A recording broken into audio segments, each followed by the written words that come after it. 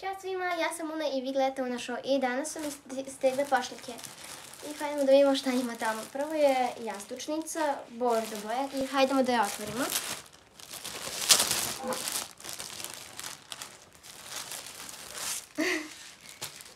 Evo ovako izgleda i... Čekajte, Harry Pottera jastučnica. Ovako izgleda i baš je lepa.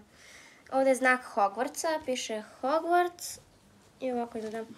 I ovdje ima ovako Harry Potter. Vidite, ovo je u obliku kvidičke loptica. Vidite? Ja inače skupljam ovakve stvari kada je... Mislim da stave to. I hajdemo da vidimo šta još ima u pošiljci. U pošiljci još ima šolja. Isto Harry Potter i hajdemo i nju da otvorimo.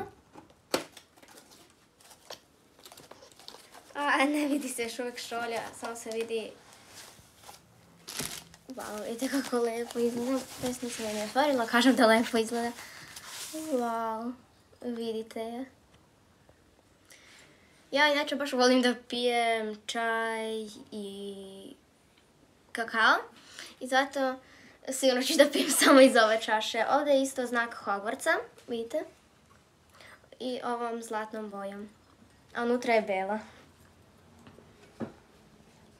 Stavite lajkove, pratite moj kanal i čao svima!